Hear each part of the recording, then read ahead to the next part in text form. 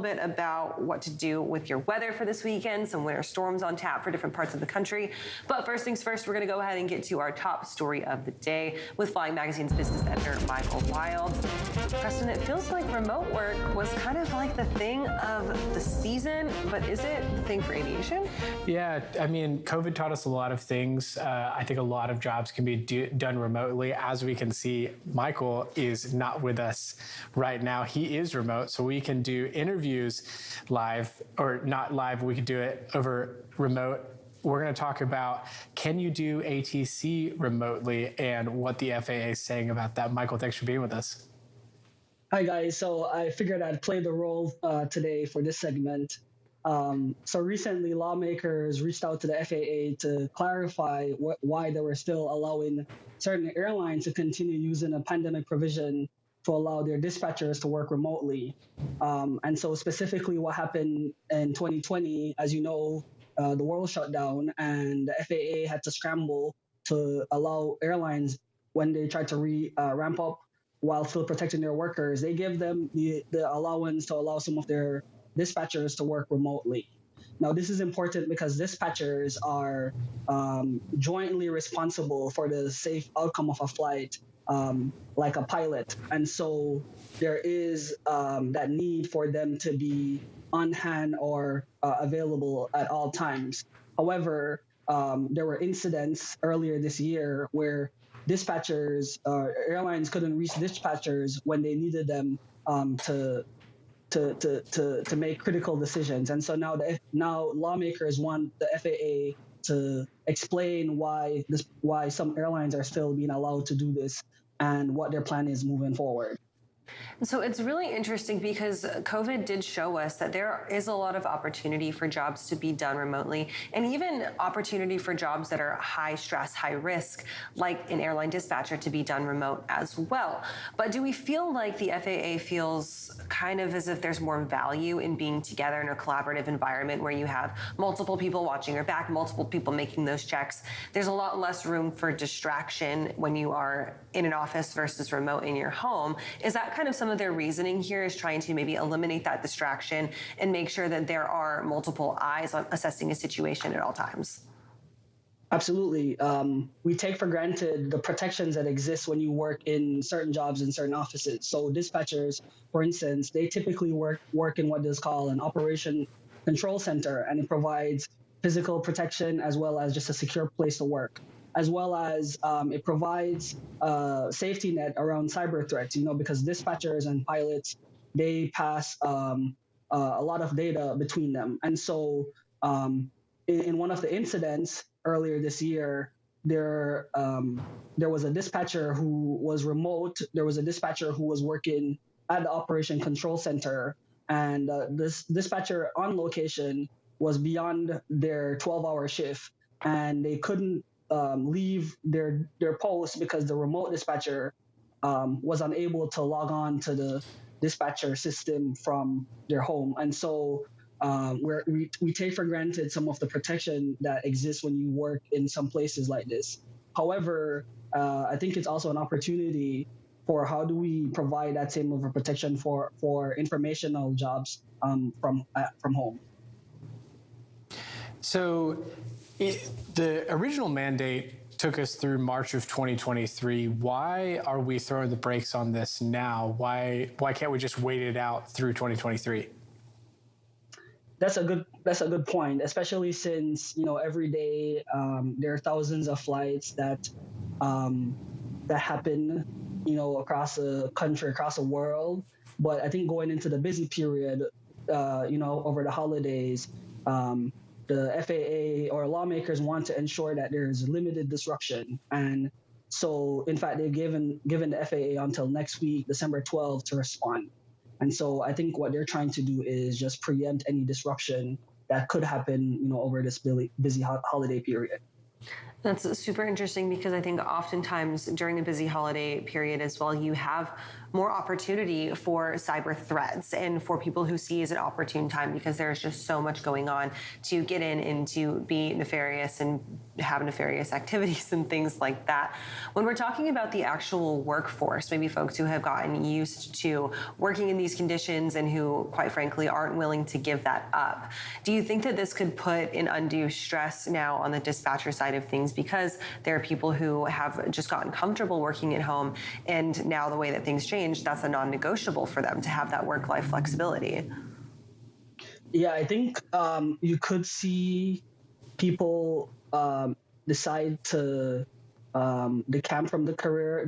The challenge is, like pilots, dispatchers have to log their training. So in fact, when I was in college, I had to complete dispatch, or I chose to do dispatch training, and I had to log the time. So it's a job that is hard to leave, because it's very hard to pivot unless you have something else that you wanted to do. So I think ultimately people might choose to, keep their careers. It's a lucrative career eventually. But the pandemic also showed us that people were reassessing their priorities, and for some people, they wanted to have flexibility, or they wanted to work from anywhere. They wanted to take care of people at home, and so they've decided to start over. So this is one of those important turning points that we'll have to pay attention to. So what other roles are we seeing in the industry that have the chance of going remote? Obviously, dispatch gives us an exposed cybersecurity threat when you don't have a centralized IT team that is constantly protecting from some of those attacks. That's one part of, critical infrastructure. And especially in the airlines, there's a lot of jobs that seem that they could be done remotely. Are there any other roles that we're seeing done remotely inside of aviation that might have come about because of the pandemic? Absolutely, and some of them, it makes sense. So if you think any job that exists in the information sector, it makes sense for them to work remotely, and this allows companies to save on overhead. So you think about jobs like in sales and marketing, or internal support, customer support, reservations, recruiters, executive assistants, analysts. All these people can work from home. And in fact, I've heard from airlines that have put in place policies by the departments, or the department makes the policies and communicate it to the management. And so, for instance, I know of a communication department at one major airline where the requirement is that they just come into the office any 12 days off the month. And so you could, people decide to, bunch all 12 days together to get, that time in the office, and then they work remotely. Some people work out of state. So it is also an opportunity for airlines to broaden their workforce, because now they have access to people that they wouldn't have typically looked at. So essentially anything that's not FAA regulated is open, fair game, and if the FAA steps in, then things get complicated. The FAA has not indicated that they're willing to extend this for the dispatchers, and have decided that they're going to intervene. What's next for some of these companies? Are they going to have to, they're going to have to start hiring now if they're going to backfill some of those positions. What's next for those companies to solve this issue for them? Well, I don't have data on whether or not they have a critical shortage there, even though there is sort of that hourly requirement to become a dispatcher like a pilot. So you could see, if some people elected not to come back to the workforce, we could have that situation. So we will see what happens next week on December 12th when the FAA responds to the lawmakers to say whether or not they're going to enforce the rule, or whether or not they're going to. One thing the lawmakers wanted to know is, if they decided to keep it in place, how would the FAA ensure that people working from home, especially in the dispatcher role, could ensure the same level of security and reliability as someone working in the office. So as I said, this is a inflection point for the industry, because if the FAA can say, well, show us how you can do this from home well, then we may see that more people elect to work from home. So with that, final question for you from me, Michael, when we're talking about building out that infrastructure for a potential home workforce, are we looking at these companies having to provide technology for these employees working at home, having to make sure that they have secure either wired or wireless connections, things like that, and will that factor into some of their overhead? I haven't heard any airline specifically comment on it, but we know that there is a software need for sure. There is a reliability of internet service providers, and so if this provision continues, we'll probably see airlines starting to look creatively how they could provide this provision from workers or require it from people who work remotely, especially in the dispatcher role. I think that we have a lot of ways to go when we talk about pilot in the loop, we talk about training in the loop. There's a lot of ways that the rest of the world has kind of adopted this work from home and remote work, whereas you hear some Elon Musk calling everybody at Twitter back to the office to collaborate together. There's likely something in between, and just depends on if regulators can get together on that. Michael, thank you so much for being with us. Remind everybody where they can find out more info from you. I know you're on Twitter. You and I go back and forth a lot there. So I'm on Twitter, Captain Wiles, and then you can follow, any of my stories on flyingmad.com. And I'm happy to connect with you all. Michael, thank you for that. Have a great rest of your day, and we'll talk to you again soon. Enjoy the show. All right, we're going to go ahead and move into our first market recap of the day. Out of earnings season for Q3, but we are now looking at end-of-year delivery targets and honestly some disappointing news from Airbus. Yeah, so we've got Airbus who has reported that they are behind this year. They laid out this plan that encompassed 2022 through 2044 that talks about how passenger demand for aircraft is going to grow somewhere between 2 and 3% every year over year. Last year, obviously, still feeling a lot of repercussions from the pandemic. You've got a shorter number this year. You've got kind of a lower target, larger target. We're not on track to get to it. So they wanted to produce 700 aircraft this year, currently at 567 to 72 customers on the year. It is December, which means that it's not looking likely that they're going to hit that number. Now, what does that mean for the rest of their plan? I think that what we're going to see is we're going to see a bit of the bullwhip effect when you talk about supply chain. You've got this idea that demand was really low, right? People were parking airplanes, and the supply and demand curve feels a ripple all the way down through the market. Then all of a sudden bringing supply back online and the demand may not necessarily be there. Airlines, I think, because it is a very complicated, very complex build, the airframes are going to be a little bit slower to react. So likely, again, supply chain has been a big thing that we've been talking about for these airlines' earnings. Looking into, through 2041, I think that you can make an argument that, being 120 planes short, you can distribute that across a 40-year plan. Right. Stock price, though, is staying steady, even though this news has come out. We're looking at, as of a few minutes ago, it's actually up on the day, and did take a small hit, which stock market looking at future earnings revenue, future revenue, that is booked revenue. So that news, not necessarily shocking to Wall Street, and so far not been a big ripple effect. I think that we're going to have to keep an eye on it. I actually just rewatched the documentary Downfall. We're going to talk about Boeing later, about the duopoly of these two companies. You don't have much option out there. When you start talking about wide-body jets, you really have two options out there. And so Wall Street feels as though that duopoly creates a little bit of stability in future earnings. So we'll talk about that a little bit later in our second market recap as well. I've got some questions about these numbers coming out from Airbus that I'm going to throw to you in just a few minutes. Right now, we're going to take our first break. We'll be right back with more Business Air TV in just a few minutes. Leviate Air Group is pleased to bring to market this 2017 Bombardier Challenger 650. With a very low-time airframe meticulously maintained by one U.S. Fortune 50 owner, this aircraft boasts the qualities and freshness of a brand new jet. This Challenger delivers the widest cabin, stand-up headroom, and the highest comfort level available in its class. This pristine and turnkey Challenger will provide immense versatility no matter your mission. Now, sit back and relax as we present to you this stunning Challenger 650.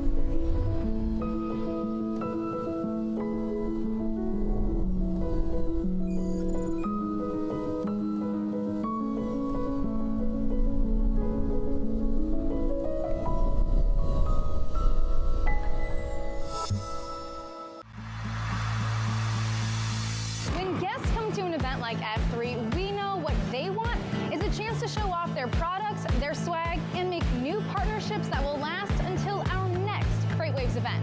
But the problem is there are so many industry events, it can be so hard to find the right one to invest your time and energy in.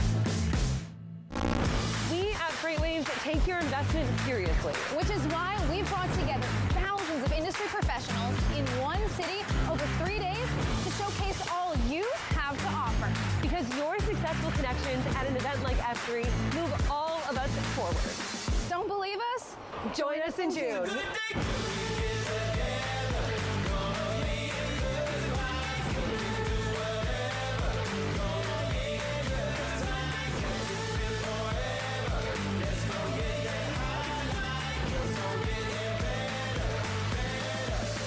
It's a good day coming.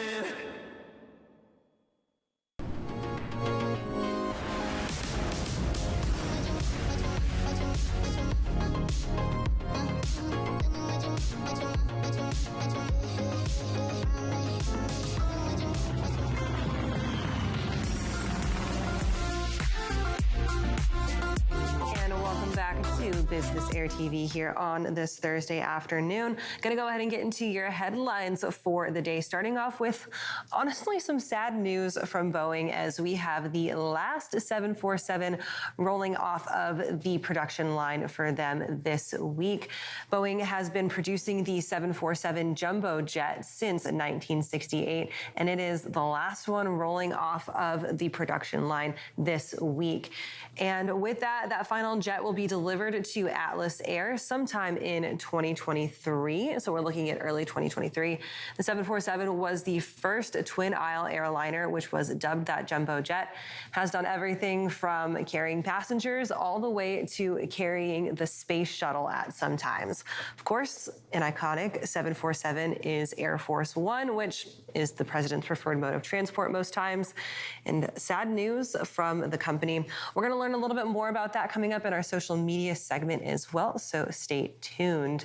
We also have news coming out of Tradewinds, who has taken acquisition or taken delivery of their first PC-12, and that happened in Broomfield, Colorado over the weekend. Executives from Tradewinds were there at that airport to receive the delivery, and they were also excited to celebrate the milestone, which marks the start of deliveries for 19 more aircraft over the next 5 years. Tradewinds is the largest Part 135 operator of the PC-12 aircraft, and it's the first start of a deal where they're expected to expand their network as well.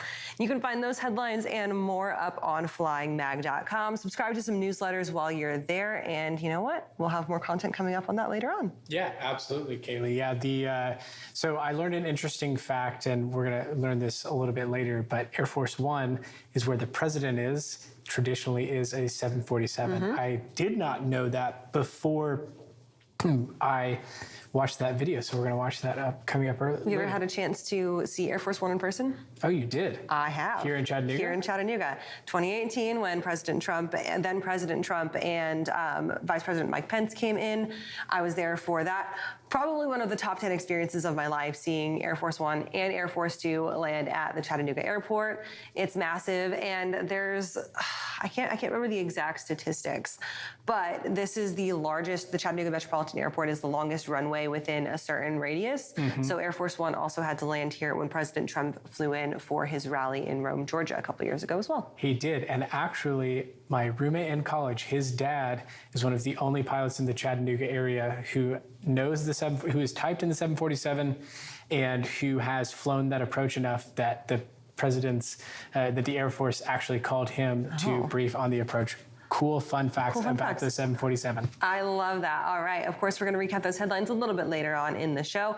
Right now, we're going to go ahead and get into an interesting discussion that you had with Daniel Curtis a couple weeks ago, talking a little bit about disrupting the aviation tech space, this time from an Android perspective. Yeah, so Android is not the primary platform for aviation, part of the reason being FAA regulation and a primary flight display device. Aviator Assistant is actually trying to attack that and address the Android market, which a lot of other EFB providers have not addressed, which is great for flight schools. It's great for large training organizations. So they're really getting after it, and got a really good chance to talk to Daniel Curtis. All right, let's check it out right now. We're here with Daniel Curtis, the founder and CEO of Aviator Assistant. We're going to talk about disrupting the aviation industry from a tech background. So, Daniel, thanks for coming. Yep, pleasure to be here. Thanks for having me. Yeah, so tell us about Aviator's Assistant, right? You started this company, you're a software developer, you have a background, and you also love aviation. So tell us kind of the origin story of Aviator Assistant. So I'm a private pilot, and as I was learning to fly, I saw the opportunity to fulfill a need inside the industry. You know, help those who are neglected, support the Android platform, and bring revolutionary tools to the industry at a fraction of the cost. So, Daniel, walk us through choosing Android as a platform to focus on. Most iOS apps for aviation, only exclusively focus on the Apple platform. Why'd you choose to venture out into the Android space? Well, so our platform can support more than just Android and iOS, right? But first and foremost, Android is an excellent platform. It's very well demanded inside of the industry. About 21% of the pilot app market currently uses Android, and it's continuing to grow. And it's a very it's incredibly robust platform. Yeah, so essentially you found a gap in the market and you said, we're going to go fill that and address. It has a much larger total addressable market, less competition. Yeah, and because we're able to support any platform that we desire, we can allow people to run Aviator Assistant on their iPhone and use it in the cockpit on their Android tablet. So Aviator Assistant is an EFB, and for those who aren't familiar with the electronic flight book, walk us through what you use that platform on, and then what other products that you guys are able to offer on the back of that. So Aviator Assistant, flight planning navigation app, right? So you plan your flights, you make sure it's safe, you do your pre-flight, make sure your checklists are all in order. You can use it for en route navigation, obviously not as a primary flight device. So use the EFB.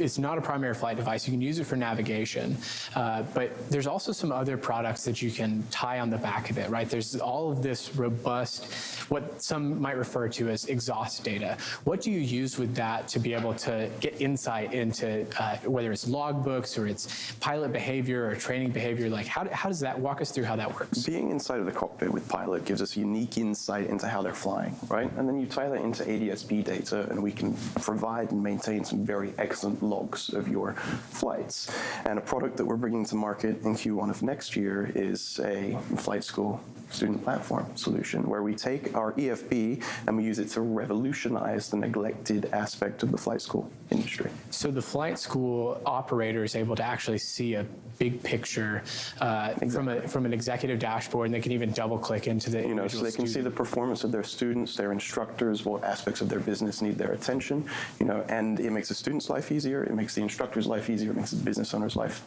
less stressful. Yeah, so you're a founder in the aviation space, and it's a relatively technologically advanced activity, right? Avionics suites. But a lot of times they face regulation. What do you as a software developer face from a regulation standpoint? So when you get into commercial settings, right, 121, 135, there are regulations that we're required to obey in order to provide our product. But in terms of being used in a GA setting, because we're not a primary flight device, there is no major regulation inside of the industry. So you can actually iterate on features and different updates. We can listen to user feedback and respond extremely quickly. Yeah. So walk us through the founder's journey. This is you brought this to market, you ideated it. What's the biggest hurdles that you've faced as a founder? You have a technical background, I know that about you. You're a developer by trade, but as a founder, building a company, what are the big hurdles that you've faced as you've brought this device to market and tried to scale?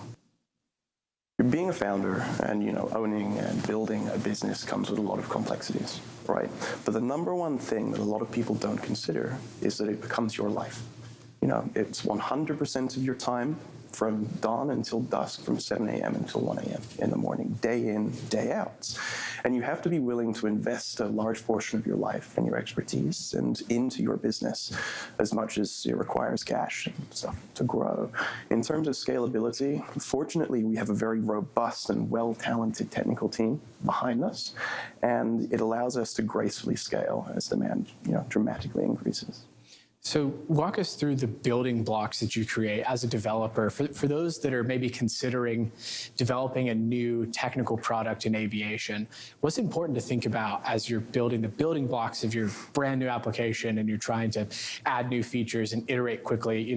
In the news for the past couple of weeks, we've seen a lot of things about Twitter because there's this very large bloated code base, and there were decisions that were made early on just to try and iterate and scale quickly. What's important as a technical founder for all of those who are trying to develop apps in this space to really think about from a fundamental standpoint? See, I have the benefit of coming from a technical background. A lot of CEOs don't have that same background. So my number one piece of advice would be to avoid technical bloat, avoid technical debt. And, a lot of people will preach, you need to move fast, you need to iterate, and you need to try again.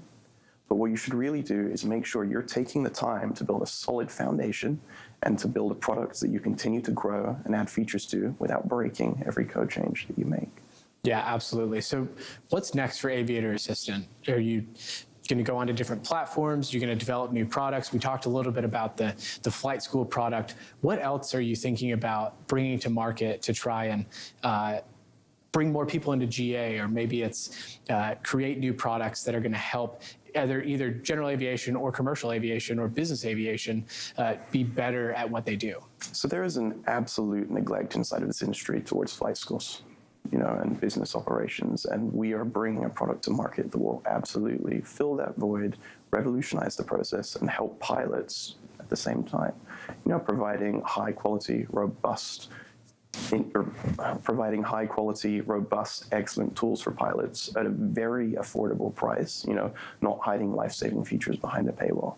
Yeah, absolutely. I think that's really important. Flight schools oftentimes are run by mom and pop operators. So how do you get in with them? What's your marketing strategy to them? How do you talk to them? Because there's been a lot of applications that have come and gone that have said, we're going to unify the flight schools, and we're going to go after all of these. It's a very fragmented industry. So what are you doing to engage with them? Where are you going? We have an all-in-one student platform solution, right? So your CFIs log in at one place, your business owners log in at one place, your students log in at one place. You access your schedule inside of Aviator Assistant. We provide the logs and your nav logs and your weight and balance documents all in a central location, and provide you a very eloquent dashboard that gives you a perfect overview of how your operation is going and helps your students learn how to improve. And it helps the business owner because they only have one software as a service cost. Absolutely. As opposed to having a fragmented, maybe they have 10 subscriptions for one student, it's just one. Absolutely. Well, Daniel, this has been a really great time. Thanks for coming on and telling us about Aviator Assistant. If somebody wants to connect with you, where can they find you? If you reach out to support on our website, you will absolutely be able to get in touch with me. You can find, I really don't use social media, so it's good. Not on social, but email the support and you'll find the founder. Thanks so much, Daniel, for being with us. Pleasure, Preston.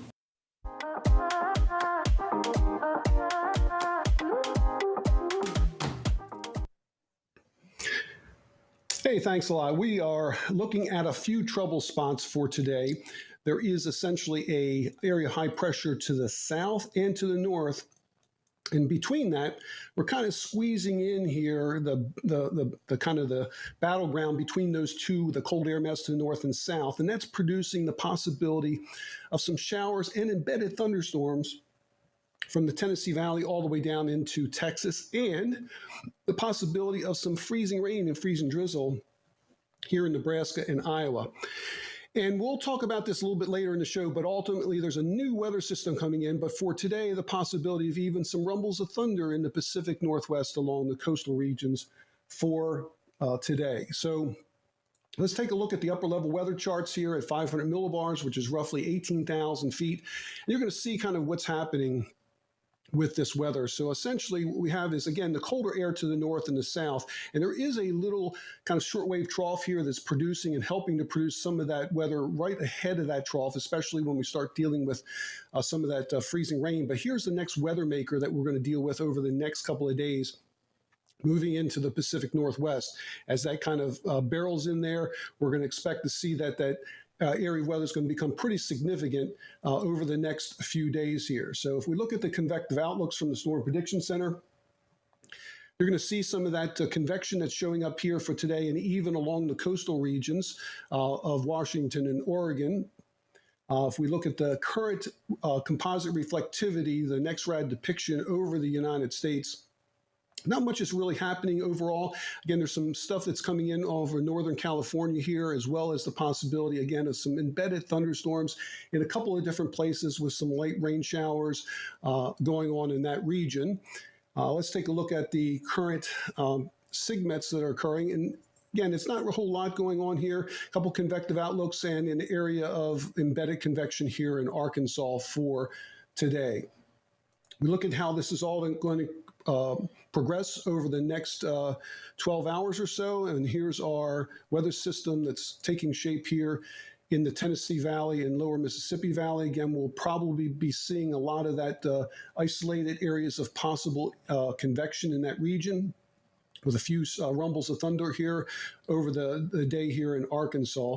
But that next weather system that we're going to look at here is producing, again, the possibility of even some cellular kind of pattern going on here, which is definitely a convective appearance. Last but not least, let's take a look at the surface wind gusts overall. Not too bad. Overall, there's a couple of places to be concerned about. The upper elevations here in Colorado and maybe even some Northern California, but for the most part, pretty nice weather in terms of wind gusts throughout the country. A little later in the show, I'll be looking at the progression of this weather maker in the Pacific Northwest through the day tomorrow and into early next week, where we could see some severe thunderstorms in the Southern Plains on Monday and lower Mississippi Valley on Tuesday. So stay tuned for that. And back to you in the studio.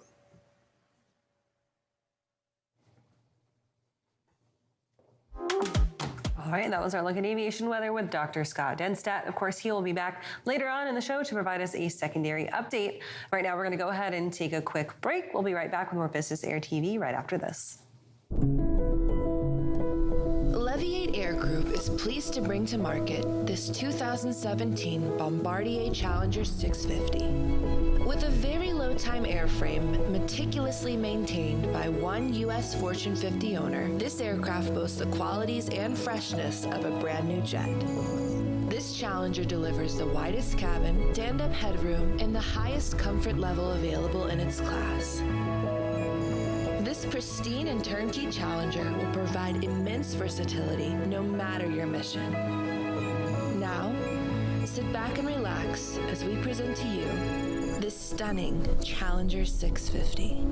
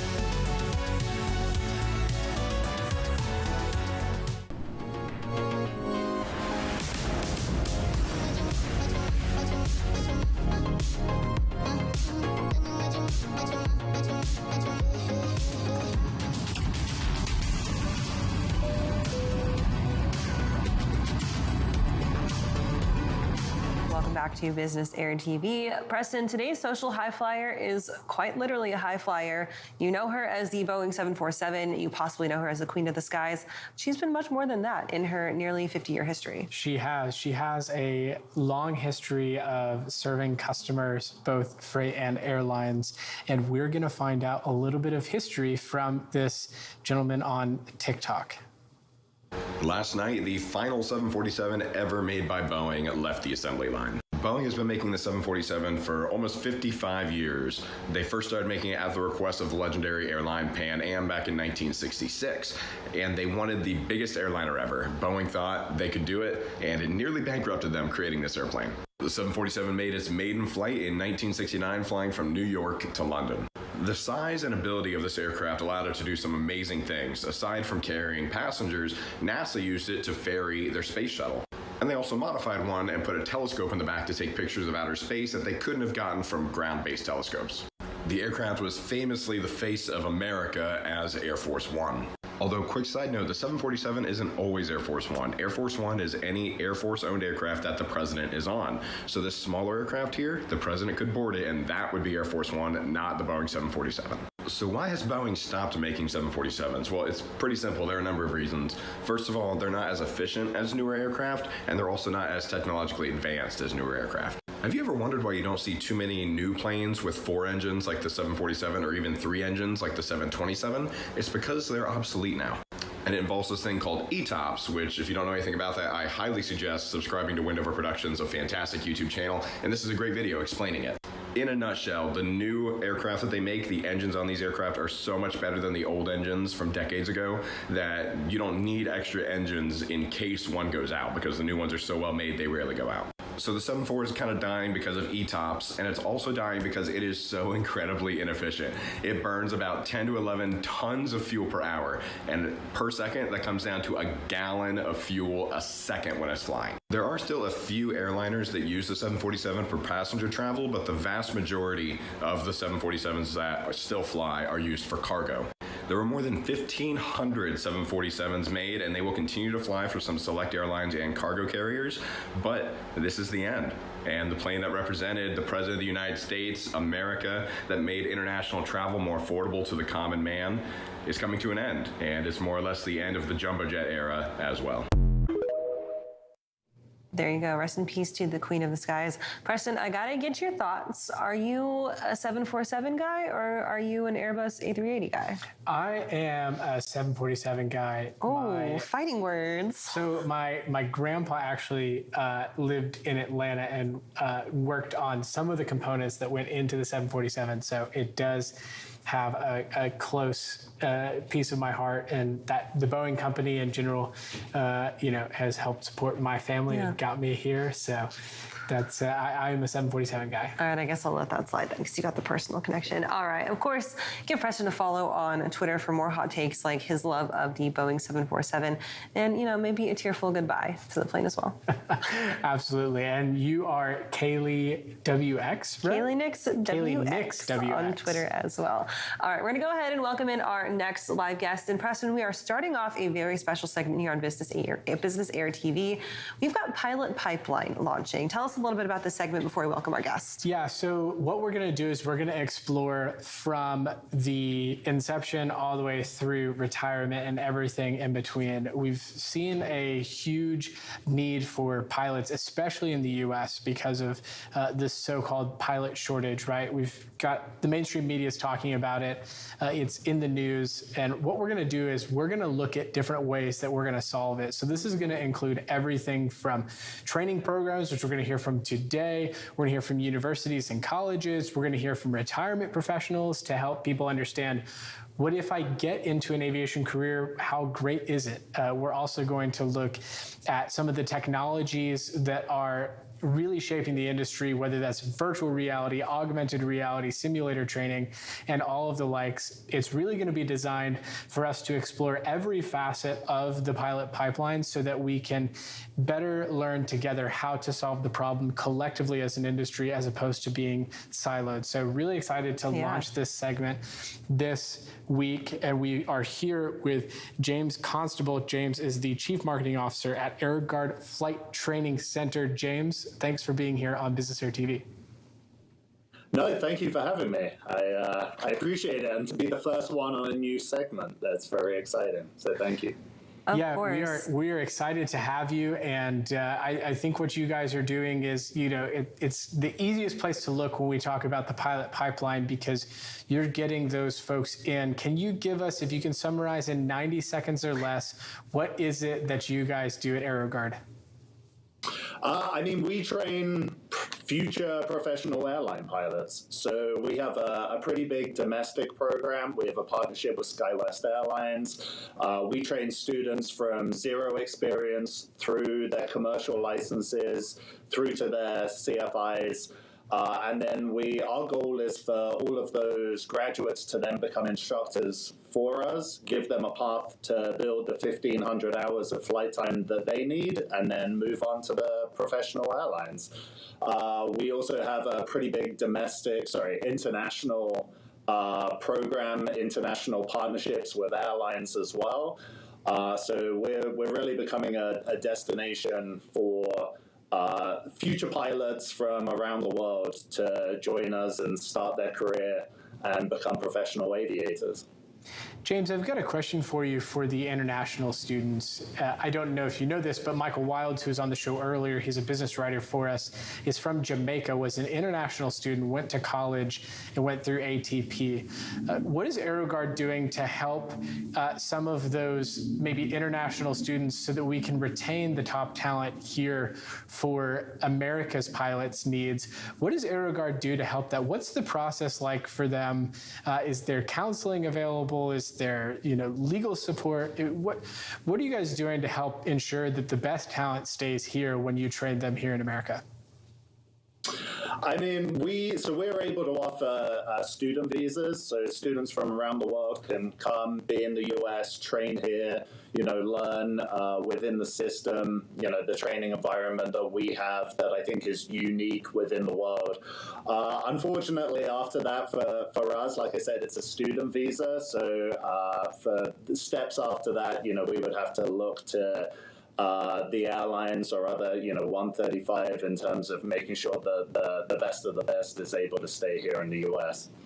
It's interesting to know that we can attract talent like that, but then have that retention issue coming to keep them on a secondary visa. Like, we almost need kind of the streamlined opportunity to get them quickly through the legal system. James, when you talk about training aviators who want to go into the many different facets of the aviation industry, maybe they're looking at becoming those CFIs, they're looking at becoming an airline pilot, maybe they're looking at working in international airlines. How do you help determine students' avenues coming out of these training centers or training exercises when there's so many different places to go and the choices can be kind of overwhelming? Yeah, that's true. So like I said, a lot of our students start with us. They have zero prior experience. So, we take them through all of the training, through their commercial licenses. We do take them through their CFI licenses as well. I think even at the moment, having just a commercial license and, let's say 200 hours of flight time, it's going to be hard to get on with a 135 operator or anything like that. And obviously they need the 1,500 hours to move on to the airlines. So we do offer them that path to become a CFI, and that's the case for a lot of our students. But I think even within that, once they start instructing, they learn more about the industry. We have guest speakers come to campus, talk to students. We have kind of workshops and seminars and that kind of thing. So even after they've been with us for a while and they have, say, 500 hours and opportunities start to open up for them, they know a lot more about the industry at that point. They understand the different opportunities, and for some, that's the path they want to go. For some, it's a case of getting to the airlines as quickly as possible. Like I said, we have a partnership with SkyWest Airlines, so they're involved as well in kind of mentorship and everything. But yeah, really, once they're here, they have a lot of opportunities. They have a lot more understanding about the industry and the many paths that can take to kind of fulfill their own dreams. So I want to ask you a question about the college degree requirement. How has that impacted a school like yours, the college degree requirement that most airlines, if not all, are dropping. You don't have to have a college degree anymore to work at an airline. How does that affect a company like AeroGuard? Does it mean that you have more people applying? Do you have people opting for a program like yours versus college? And are you having to do any additional filtering that you may not have had to do previously? Yeah, I mean, that's a great question. I think what we're seeing at the moment, I mean, we're certainly seeing a lot of growth. I think on the college side as well, they're seeing a lot of growth. So like you said, the pilot shortage, it seems like it's all over the news headlines. There's a lot of attention. There's a lot of growth. There's a lot of, prospective students and future pilots out there that are very much interested. So, I mean, we do have a couple of partnerships with universities. I think our accelerated path has always been our kind of main offering that we have out there, and it is a case of, if the degree is not necessarily required for the career, it's a case of getting to the airlines as quickly as possible, starting the seniority, get your foot on that ladder. That's going to benefit you for the rest of your career and the earnings that kind of translates to. So we're definitely seeing a lot of growth within that program of, people looking to essentially get their ratings as quickly as possible, get to the airlines, start earning money. One of our recommendations from that point is, you're always able to get college credit for those FAA licenses. So it's always something to evaluate at that point, but kind of it makes sense to start building the seniority and start going from there. But at the same time, I think for some people, going to college or university, there's a kind of growing up process that's going on there.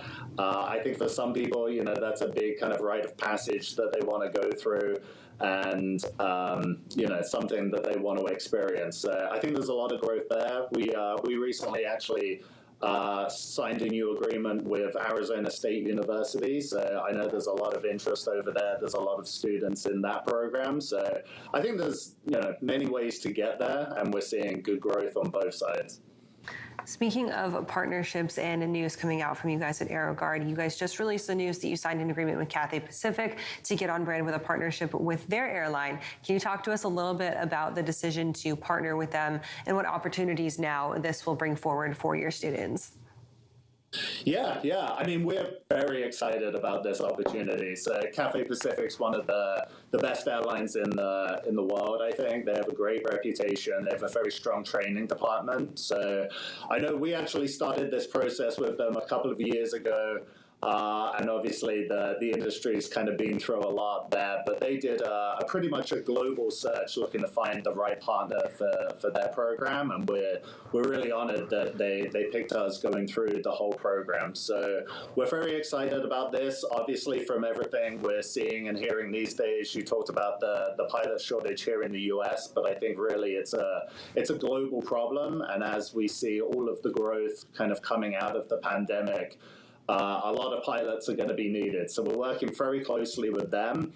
I mentioned earlier, for our domestic students, we want to make sure that everyone that comes through the AeroGuard program has a path to get to the airlines. So within the US, that's not only getting the commercial license, but also building to be at the 1,000 or 1,500 hours. So for us, the international kind of partnerships and the international cadets mean that we always have a lot of students for our graduates to become instructors and to train and build their hours and have that pathway to the airlines. So we're very excited to be in this partnership with Cathay Pacific, but we're also very excited about the opportunity that enables our students here and our graduates to make sure when they become instructors, there's a lot of students to teach and a lot of hours to build as well. I want to drill down on that last thing that you were talking about how you've got this beautiful, we talk about pipeline, right? You go from zero, you get your training, you get your CFI, and now you have more students to train.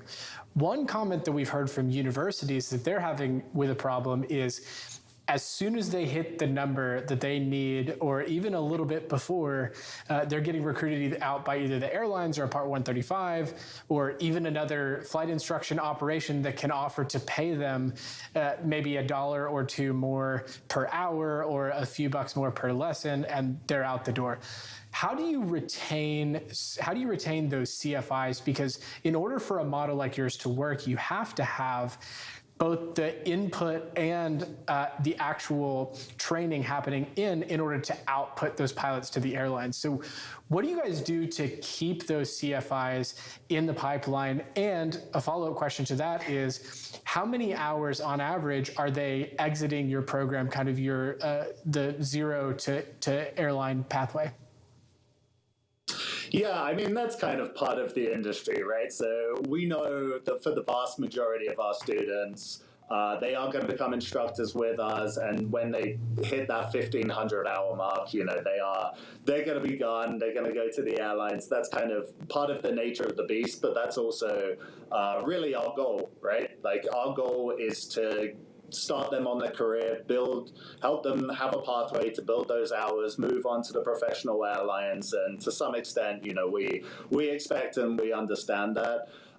We also, quite frankly, we have a lot of our instructors that hopefully I can say they like it here, right? So they like being home with their family every night. They like kind of that experience of teaching new students and seeing them kind of grasp the concepts and the reward that gives and everything like that. So as they build up their hours, tick over, say, 1,000 hours, become stage trek instructors with us, gain some more responsibilities. So we try and have a percentage of those instructors who stay with us. But yeah, for the most part, we know that they're going to leave at 1,500 hours, and frankly, that's kind of why we're here. We started them on their career. We've enabled that. They're able to do it, and we send them off with the kind of best of luck and best wishes for their future career. That's really what we're trying to do here, is give them a strong foundation that's going to set them up for the rest of their life. So it's kind of part of the industry. James, well, this has been really enlightening. We appreciate it. And if the audience wants to find out more about AeroGuard, one way they can do that is by going to the Flight School Guide and seeing how flying stacked AeroGuard up against the competition on diversity of fleet, on airline partnerships, and the like. If they don't want to go there and they want to find out some more about you, where can they go? Yeah. If they want to skip that step, they can go to flyaeroguard.com. Or any of the social channels. It's the same, Fly AeroGuard. So FLYAEROGUARD, Fly AeroGuard. Awesome, James. Well, as we continue this conversation on the pilot pipeline, for your next announcement, we'll have you back on Business Air TV. Thanks so much for being here. All right. Thank you for having me. Absolutely. And of course, you can catch us doing pilot pipeline segments here on Thursday afternoons here on Business TV. Right now, we're going to toss it back over to Dr. Scott Denstadt. He's got our second look at your weekend weather.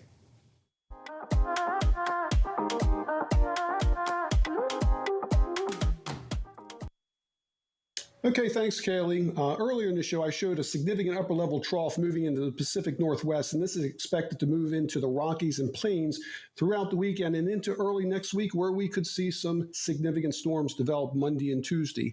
And as you're seeing here, essentially, this weather system will continue to move to the east. Little disturbance here in the southern Central Plains in that area, and eventually this will move off the coastal regions, but the next weather system is moving in, where we'll see some possible severe storms here in Oklahoma and eastern Texas for Monday, and a really significant area of weather here in the warm sector, where we'll possibly see again some really strong showers and thunderstorms, producing possibly even tornadoes and large hail in that region. So let's take a look at the overall upper level charts here so you can see that weather system kind of develop out of the Pacific Northwest, and kind of watch the western U.S. here. We have that weather system kind of digging down here, and it is a massive system for this time of the year overall. And eventually, when we get to the point where we see this system come in on Tuesday, This is going to impact a good portion of the southern Mississippi Valley, as we can see here from looking at the low-level inflow to this weather system, especially on to Tuesday. And we have a lot of, you can see here, very strong winds at the lower levels here at about 5,000 feet. It's bringing in a lot of moisture, low-level moisture, producing a lot of instability, and that's going to get this round of possible severe weather going there on the day on Tuesday as well. And that's going to be echoed in the Storm Prediction Center's convective outlook, specifically the longer range outlook here, where you'll see it show up here, where we'll see the possibility of severe weather on Monday and then again on Tuesday. And so for updates to the weather throughout the week, Tuesday through Friday at 7:30 a.m. Eastern Time, check out and subscribe to my YouTube channel at EasyWX Brief. Well, that's the outlook through the weekend into early next week, and back to you in the studio.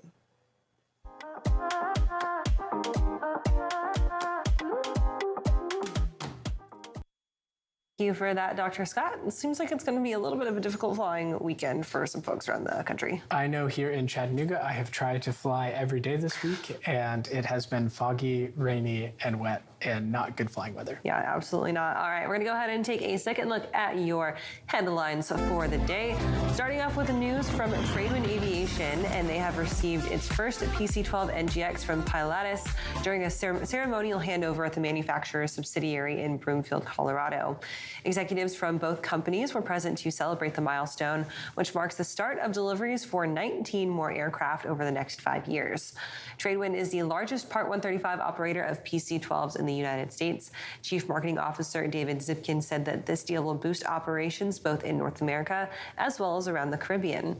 Pilatus CEO and President Thomas Bossard said that the PC-12 global fleet was nearing 2,000 units with 10 million flight hours amid solid customer demand.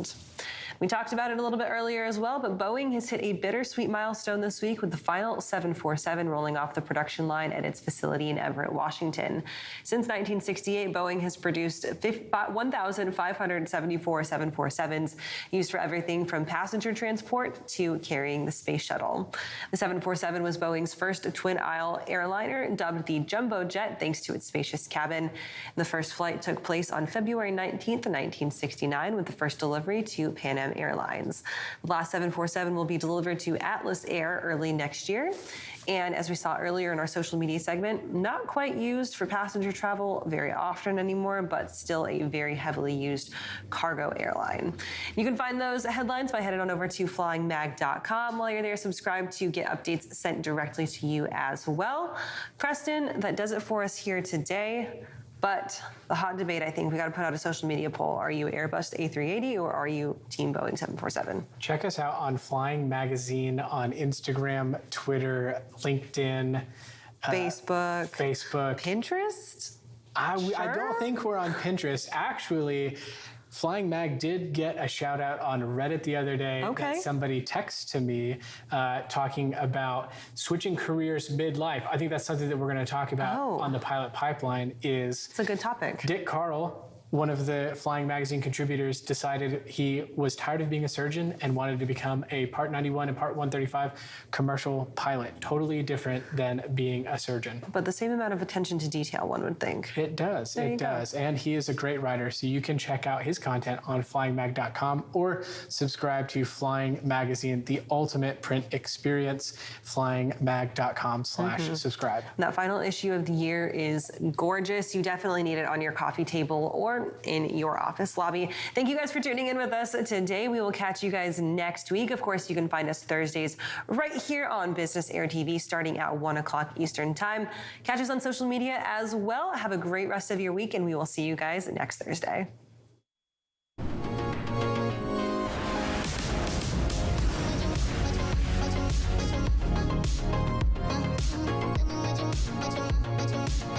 Thank you.